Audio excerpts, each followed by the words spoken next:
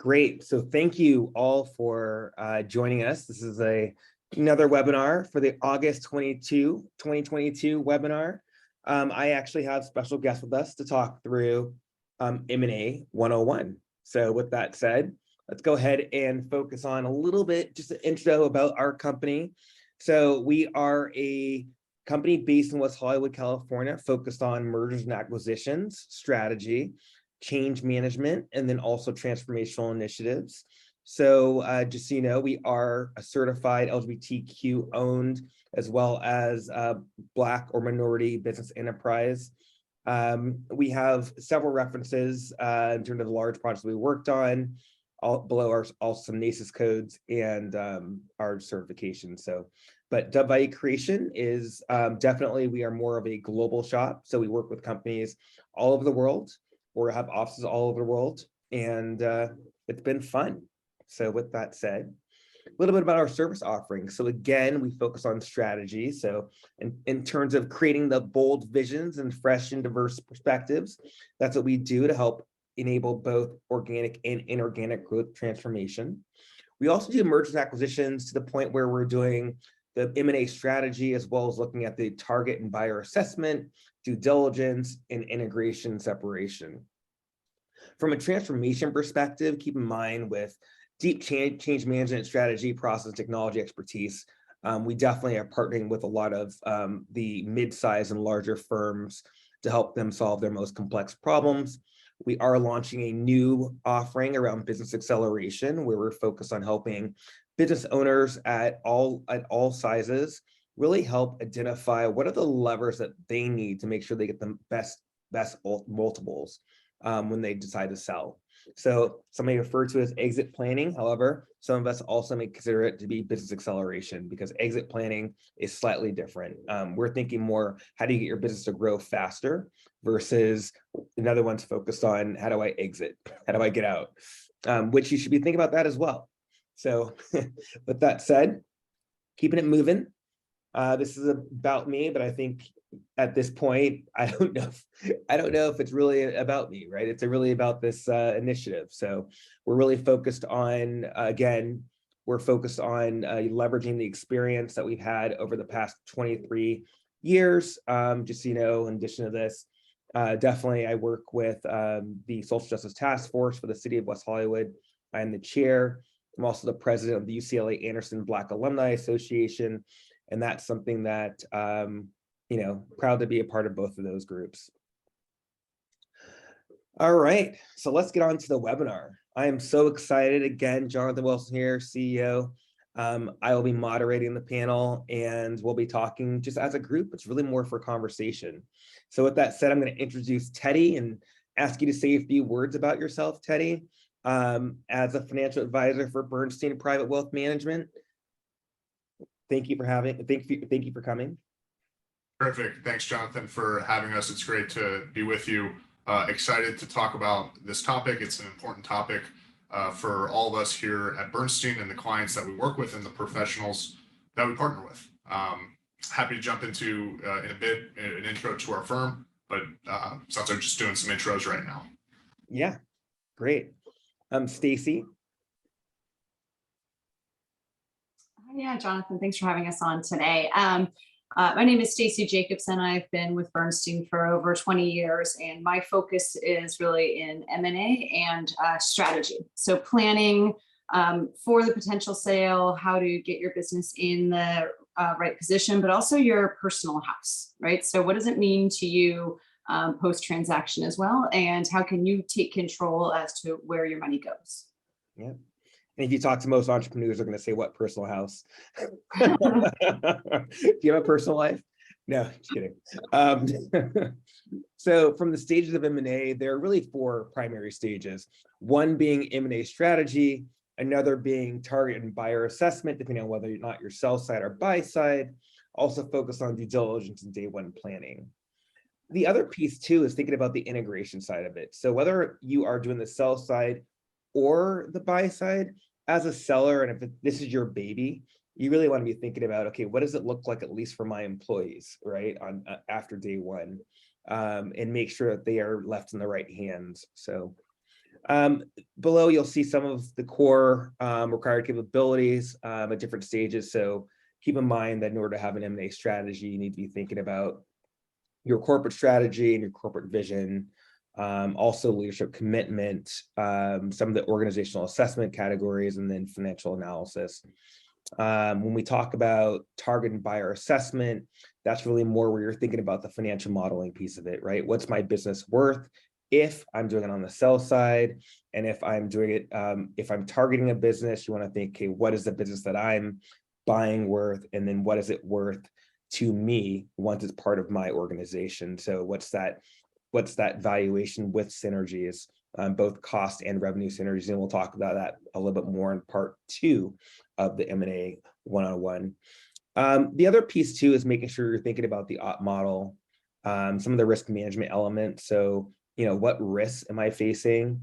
And then make sure you have those negotiation skills. That's key. And also bringing together the right team to help you negotiate. So understand where your floor is, and understand where, of course, there's not really a ceiling, but understand what the non-negotiables are, right? That's part of the whole thing of negotiating, and part of the reason that you would probably want to sell is making sure that your non-negotiables are being met. From a due diligence and day one planning perspective, make sure you understand about deal management. Make sure you understand that if you're on the sell side, make sure you understand that synergy identification is key for them, right? So helping them identify where the opportunities are to gain or to win additional revenue or opportunities. The other piece too is to be able to articulate what some of their risks are. So the buyer will be identifying what the risks are, and be prepared to either talk to them about how that's being managed or helping them address that. Blueprinting is a key way for people to understand, what's it look like after day one? How can I bring this new, or bring my sellco, and that's a term for the sell side company, into part of the buyco if it's going to be an acquisition, or if it's a merger of equals, it could be something called a newco, which is just the new company. The other piece, so when we talk about integration has 5 different pieces, or it's even, keep in mind, if you think about it from a separation perspective, it's similar, slight nuances, and we'll have that probably in a further conversation down the line, but don't want to overwhelm you too much on this one call. Integration wise, it's project execution, value capture, stakeholder management, communications is key, both external and internal. So your customers, your third-party vendors, your employees, all that is going to be a key part of the journey, and it should be key throughout the process. And then of course your op model, making sure what that looks like at the end of the day. We can talk about our service offerings at another point, but if you read below, you can see that we do a little bit of the playbook. We do some of the strategy, governance side of the house, depending on how many deals you're doing at any given point. We can help you with some of the target and buyer assessment, also working through, obviously, the due diligence and day one planning. So cutover plan, communication plan. If you have TSAs that you want to do, TSAs are known as transition service agreements. So with that, it's where the seller agrees to provide a certain amount of services for a length of time, and they're paid for those services until they can be exited. So that is a way to protect the seller's time, and so they aren't working in perpetuity. It's also a way to compensate them for the fact that they will have to stay over a little bit longer. And then from an integration perspective, we can help with all aspects of integration as well. So one of the biggest things there is obviously value capture. So that's enough about us. So what about Bernstein? Who are you? So I'll turn it over to Stacy and Teddy to join to announce that or provide some feedback on that. Sure. Well, thank you, Jonathan. It's a great question. Bernstein is a global wealth management firm that's been around for over 50 years. We manage over $700 billion worth of assets, including over $100 billion worth of assets for private clients being business owners, entrepreneurs, families, wealthy individuals, foundations, and endowments. And the truth is, our business is pretty simple. We do research, we implement that research into investment ideas, while providing bespoke planning tools centered around the liquidity events that generate that wealth for our clients, that wealth that we ultimately manage. Unlike many of our peers in our industry that actually tend to outsource their investment decisions, we actually are the creators and manufacturers of our investment ideas. This integrated approach has a few advantages. The ability to have innovative fee structures, more efficient risk and tax management, being able to invest in alternative and contrarian investment ideas.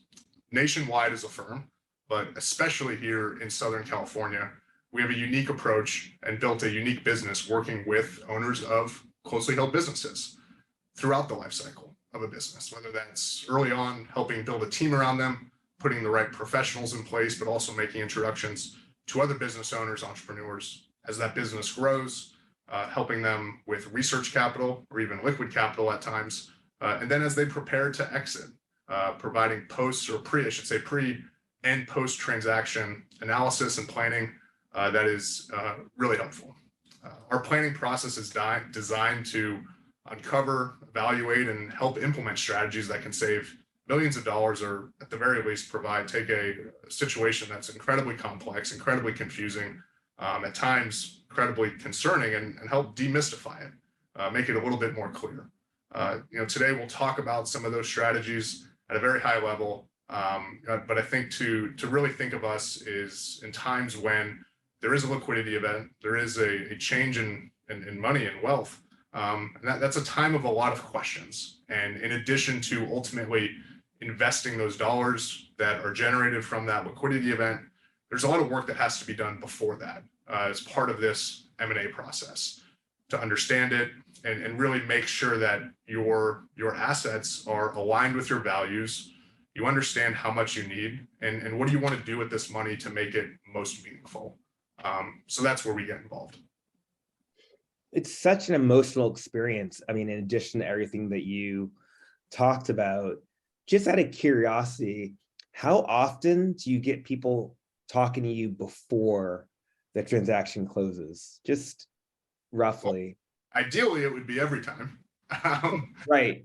It's listen, running a business is it takes a lot, and business owners and entrepreneurs are phenomenal at what they do, and that they are incredibly focused at the task at hand. And so things like this sometimes can go by the wayside, but there is benefit into starting the process early.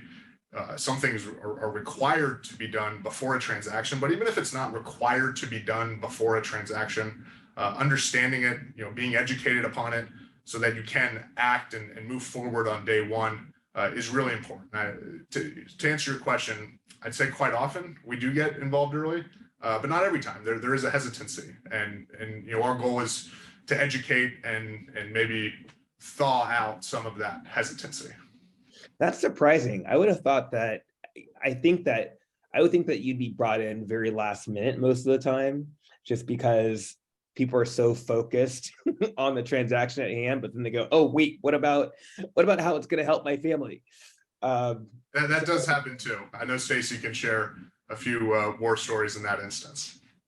I mean, look, it does. But Jonathan, we get to work with people like you who know the value of the planning ahead of time. And quite often, believe it or not, it actually makes the deal and the transaction easier, because we are coming in to try and simplify everything that is going on in your life, working with all of the other players that are involved so that we can make a very clear decision to the business owner. That's so meaningful. I mean, especially when we come to, there's different deal structures that people bring to the table. And the question, and we'll get into that probably a little bit later, is in terms of what people should be looking for and thinking about as they evaluate different offers. But I appreciate everything that you both have said.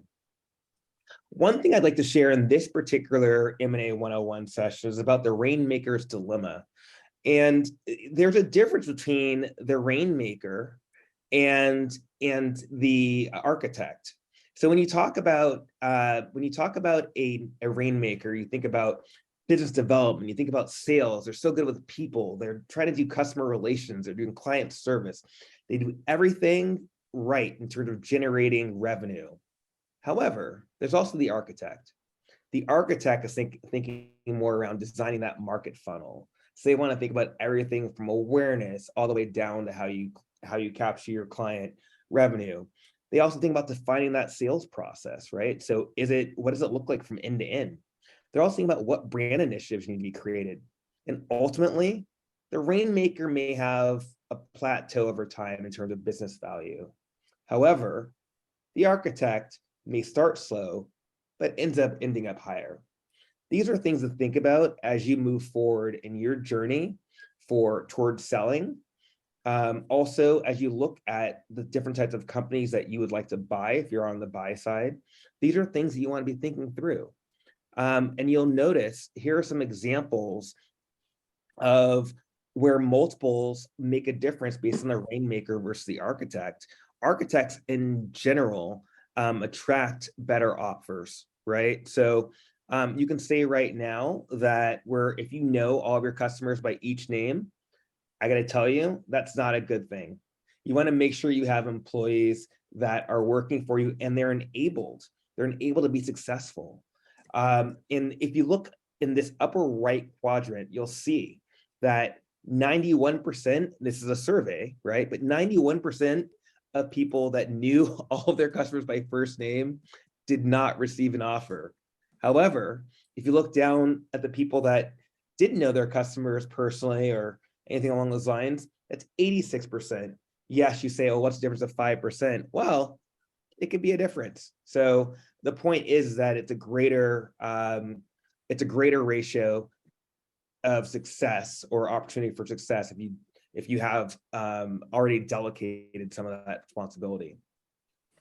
The other piece here is also saying from a multiple standpoint, right? Those who knew their customers by first name may have had, and this is multiples over revenue and not EBITDA, by the way. So knowing their customers by first name, 14%, ratio of 14% to 33%, right? So 33% of people that didn't know their customers personally and had enabled their sales force and their service team to work harder, they actually ended up with higher multiples over 6x, I should say, from a revenue standpoint. This is across all industries or multiple industries. So these are just a couple surveys that were done with Value Builder. Thought I would share that. Definitely words of wisdom as we think through what the next steps are. And the next piece is also, if you're thinking about how you want to become an architect and you happen to be the guy or gal who's been a rainmaker, or I should say non-gender, I want to be aware of everybody. But recommended action-wise, design marketing funnel. You can design marketing funnels that work while you sleep, right? So creating that awareness, that should be an ongoing thing. Documenting your sales process. Wow. Yes, telling your salesperson what's in your head is one thing, but actually writing it down and then having them be able to look at it and do it on their own and maybe even modify it or customize it to their own needs is critical. You also want to make sure that you hire salespeople that are used to selling products. But if you have a services company, you do want to make sure they have insights into how to sell services as well. But I do want to say though, if you are a products company, you want to make sure that they are used to selling products.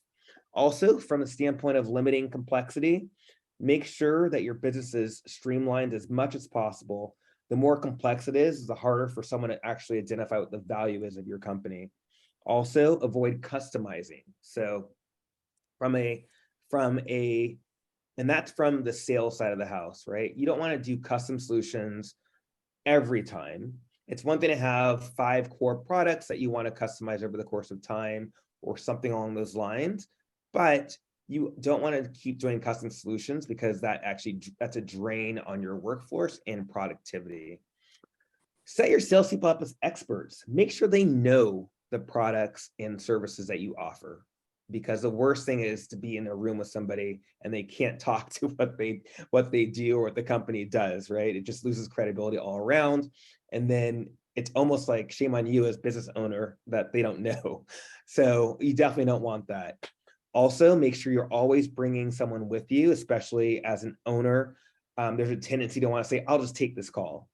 Well, even having someone in the room to see you take that call and what you do and how you respond to the various questions, or even I'd have to say sometimes people give you traps, right? When they're curious about your company, they're like, okay, I'm going to ask this guy this tough question, or gal this tough question, and the response, you have to figure out your way to respond to that, but in a way that's polite and also accurate. The other piece too, and I keep saying the other piece, but there's a lot of pieces. So, but number 8 is really about creating those customer testimonials.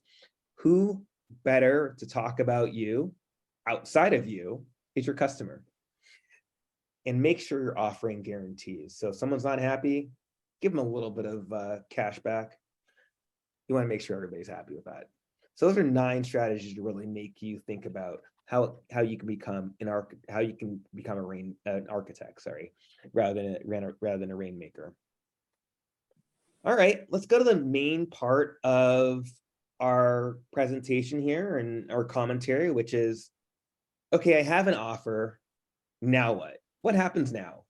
And I'm going to turn to our experts now to talk a little bit about, we're going to kick off with the and. We'll call this the and. Thank you, John. Listen, I think anytime somebody's selling a business and they have an offer, the first question is always, how much is my company worth? And listen, we're not in the business of telling anybody they should take less. The reality is, how much do you want to sell your business for? Most people would say, I want to sell it for as much as I can. But a question that doesn't get asked as much and should probably get asked a lot more is, how much do I need? And that sounds like a simple question with a simple calculation, but it's a little bit more nuanced.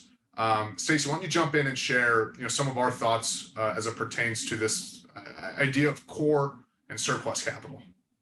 Yeah, I'll say, Jonathan, I think it's really appropriate that you said one more piece, because it is often a puzzle that you're putting together when you're trying to get to the end of the transaction and get the company prepared. So, sure, just like Teddy said, so, we'll get a question a lot as somebody's like, I'm looking to sell my business. So what strategy should I implement? And like any good lawyer, although I am not one, I would answer is it depends, right? Because it depends on where you are in your own personal cycle and own personal building of wealth, right? And so that's what we're really getting to here, Teddy, is that core versus surplus capital. So the first thing you need to do is really take care of your core capital. And the way that we define that is the amount of wealth that you need in order to support your inflation-adjusted spending for the rest of your life with a very high level of confidence. All right, and so what all goes into that? One, it assumes that you live a lot longer than anybody would expect you to, right? Because the last thing you want to do is go knocking on the door of a house that you bought for somebody else. Assume that inflation is much more rampant, which is an interesting topic at this point in time that we won't dive into, but we assume that it's a much higher inflationary environment than what we've seen in the last decade or so. And that the returns from the markets are actually just less significant than we would otherwise expect, because we want to make sure that it's a foolproof plan. So if you are building that core capital and this transaction will help you get there, look, quite honestly, most of it you keep on your balance sheet. If you have other aspirations, then we can certainly talk about those. And that is something that I do discuss a lot with our clients are what are their financial priorities? What are their values? So that you can really align your wealth with what's most important to you. I may often get like, I might build what I think is a successful plan, but if it's not important to the person I'm presenting it to, then I've missed the definition of success, because that definition is unique to each individual. So it's funny because, when I think of core capital, I go back to that conversation. If you're lucky, you had this conversation when you were 22 with a financial advisor where they said, how much money do you think you need to live off of, when you retire? That's what you need to put away. Well, that's not really your core capital, right? That's like only just the very tip, right? So Well, and Jonathan, to that point, there's certain aspects that for one, it might be the exact same thing. Let's say it's funding children and grandchildren's 529 education accounts. For one person, that's core. Like it's near and dear to them. They absolutely have to account for that in their core capital. But then maybe for another person, it's surplus, a nice to have. It would be great to set aside money for that. So there's a lot of that. I'll just say too, for that young individual, right? part of it might be, I'm going to do something else after this. What's that next venture, right? I want to make sure that I have a bucket of money that I can go do something with again, because this ride was fun and I want to do it one more time, right? So you keep that in there as well. It's not always about, the 60 something year old riding off and making sure that there's enough for, all of his descendants. Right. Yeah, so So, there's so I interrupted you after Core Up Capital, but please continue on this, on the surplus journey. Yeah, so surplus is all of that stuff that you get to have fun with, right? So what is it that you want to do with the wealth that was created? Do you want to give it to charity, give it to children, to grandchildren if you are of age where you've, into that third generation? Do you want to save it for, like I was saying, another venture, right? What are all those things that you want to do with it? And that's really where the toolbox opens up. There's a lot that you can do building of the core, but there's significantly more when we're talking about surplus. Maybe it's buying that vacation home, whatever it might be. Yeah, and Stacey, there's some strategies that are available to investors for some of that tax mitigation.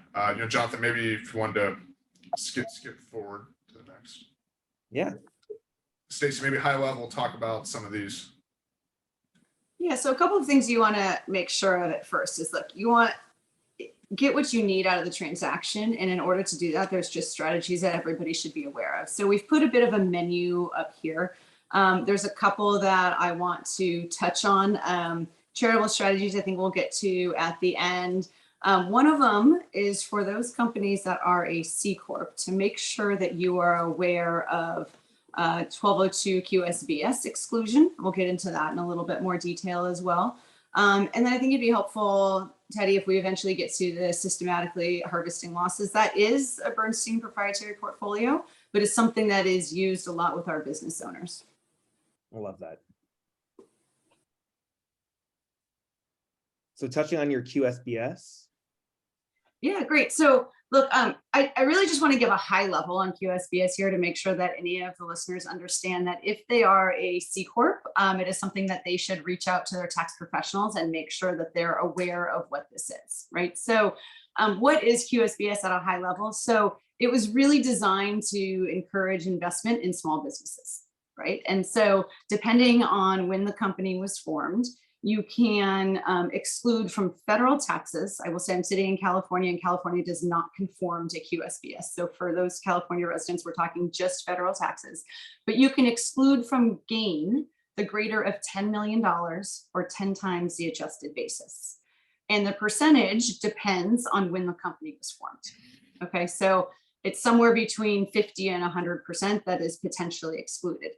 Now, there's a whole list of things that you have to kind of look through to make sure that your company would be subject to the QSBS exclusion, but just make sure you're reaching out to your tax professionals if you think that you may be. Because if you go to the following page, when we look at the after-tax proceeds, I just did a $10 million sale here, assuming that it's zero basis, it's very meaningful. And so just out of curiosity, like for the QSBS, what would make you not qualify for it? Like, what are some of the yeah, well, the first one is if you're not a C Corp, right? So if you're an S Corp, even if you convert, you can't do it. You have to have held the stock for at least 5 years. So those are kind of the two big litmus tests to make sure that you are a C Corp and that you've held it for 5 years. Once you go through that, go ahead. But no, keep going. I'd say once you go through that, there's a couple of other things that you really need to look into. One of it is if it's an active trade or business, depending on what the company's actually doing, how much the gross assets are. So there's a whole laundry list of things to look into. Now, I also do want to put this out there, is that there is a way that you can multiply your exclusion. It's stacking of that exclusion. If you are selling for significantly more than $10 million and you have reached your core capital. So these are really just things that are not, Jonathan, if you don't mind moving to the next slide. Yeah. Yeah, not appropriate for absolutely everybody, but things to look into, right? If you might be gifting stock to children or may have other beneficiaries, the stock that you gift will have its own exclusion. So it's a way that you can get $10 million or the adjusted basis times 10, 2 times. And you can actually do it 3, 4, 5 times. So there's a couple of things that, again, you just really want to make sure that you get the professionals involved if you think that you are eligible for the QSBS exclusion. Love it. Now, the dates also that were on the previous slide that determine whether you get 100% or 50%, are those Mhm. static dates, or those dates change every so often? Nope, those are the dates. So you can look at it. If Right. stock was issued post September 27th, 2010, then you are potentially eligible for 100% exclusion up to $10 million or 10 times the adjusted basis. Excellent, excellent. So any additional thoughts, Teddy, on QSBS? Or No, I think Stacy covered it at a really great high level. This is one strategy to just be aware of, and just lends to the importance of having a team around you, because this isn't something that myself or you are doing as an individual, but it's in as part of a team with a CPA and with the right attorney. So having that team around you is so important to make sure you're capturing opportunities like this. agreed, very much agreed.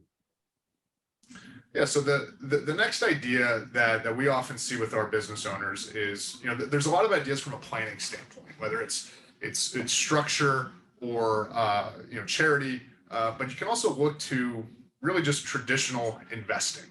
And this is a proprietary Bernstein service that's called Premium After Tax Harvesting. And before I talk about it a little bit, let me explain a little bit of what does it mean to tax loss harvest. And what that means is when you have a stock and you bought it at a certain price, let's just use $100. If that stock is now trading for less than that, it's trading at a loss. If it's worth $90, it's trading at a $10 loss. And if you were to sell it at a loss, you would capture that loss on a taxable basis and use it to then offset gains that you have elsewhere in your portfolio or other taxable income.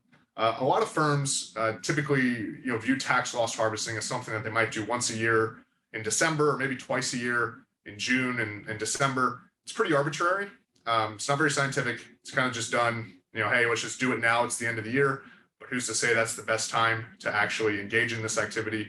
Bernstein takes a little bit of a different approach, and it's a different approach with all of our portfolios. And that is to tax loss harvest year round, depending on the how the market is doing, rather than an arbitrary date and time.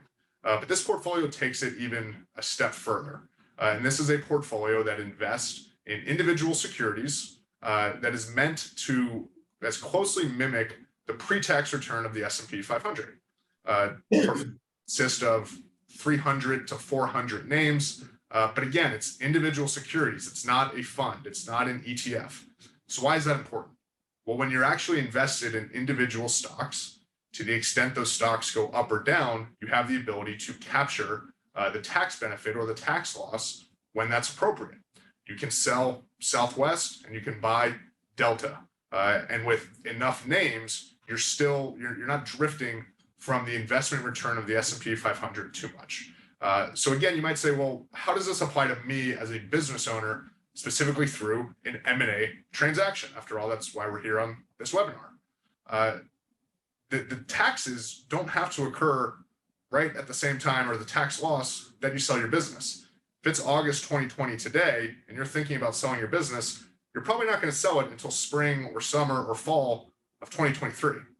So what could you do? You can invest in a strategy like this and spend all of 2023, including and the rest of 2022, rolling over losses, all of 2023, investing in a strategy like this that captures losses, that is then used to offset the eventual gain once you sell your business. Selling your business will be most likely the largest taxable event in your life. So having a strategy like this to offset some of those gains is only going to be additive. And this is something you can do before the transaction, after the transaction for the rest of the taxable year, and then moving forward. This isn't a strategy that is only used for business owners with a significant liquidity event.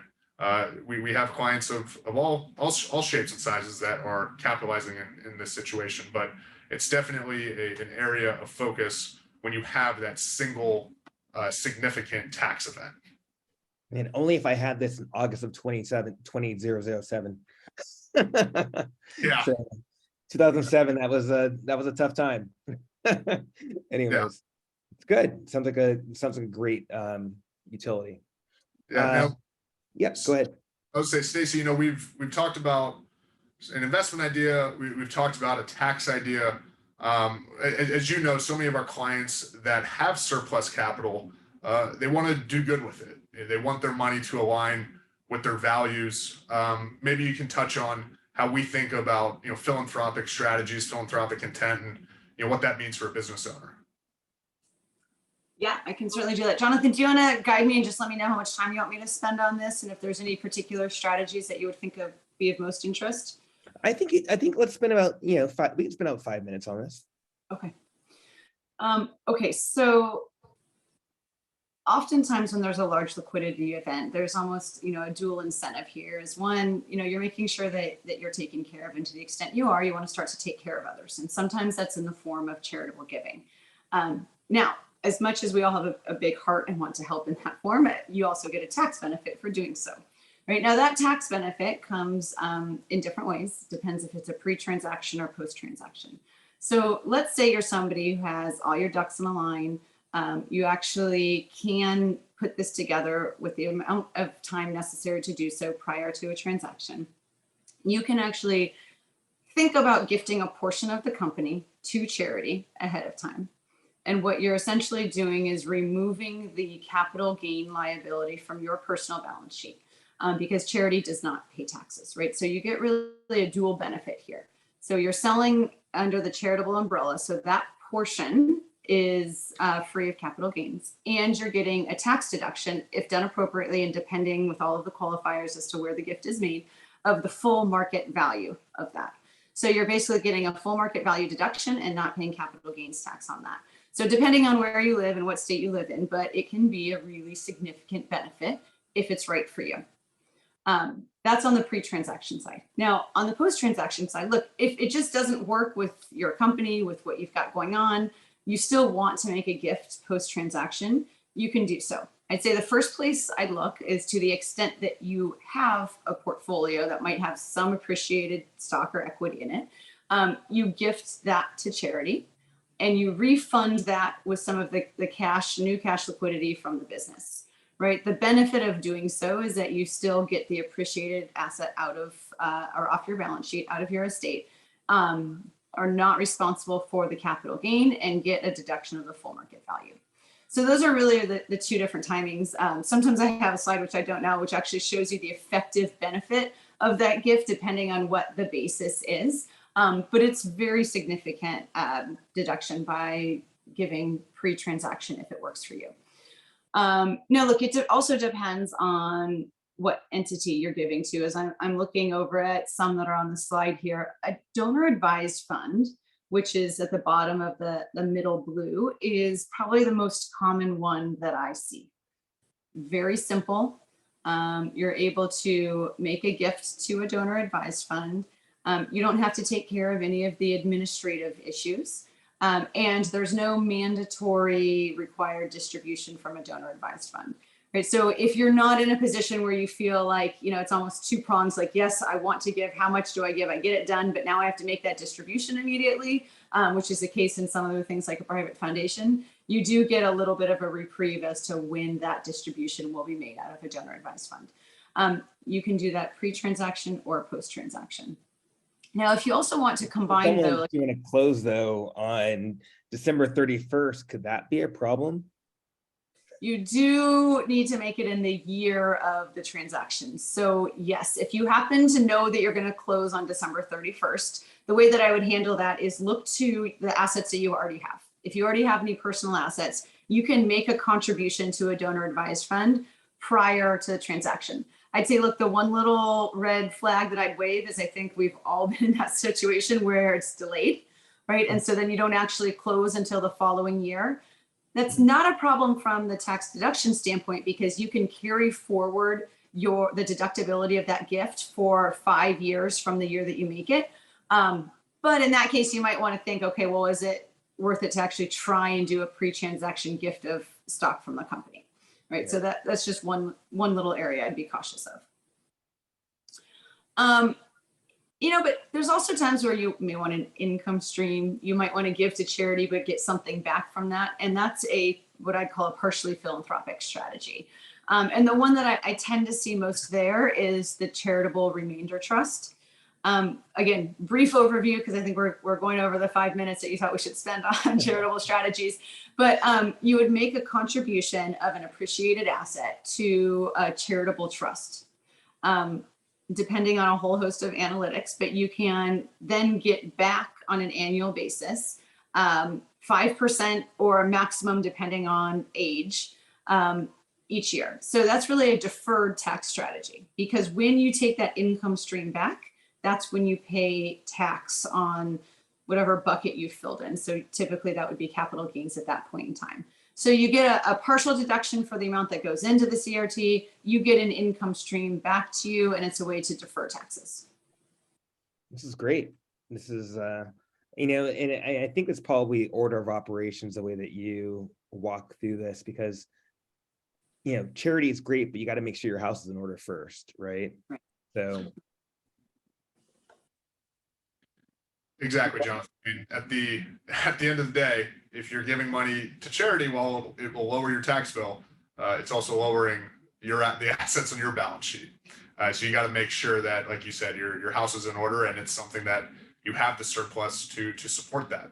What we're looking at here is really the wealth transfer toolbox. You got to look at who are the beneficiaries, who do I want to be mindful of, the various techniques, different opportunities with trust. There's no one size fits all. Different things are going to be more important or less important for everybody, whether it's charity, whether it's family, or if it's that young entrepreneur who's looking to take their surplus but roll it into another venture. Maybe none of these strategies would be appropriate. But that's why I think this whole process, this M&A process, involves a lot of self-reflection. What do I want to get out of this? What's most important to me? Where do I see my life going next?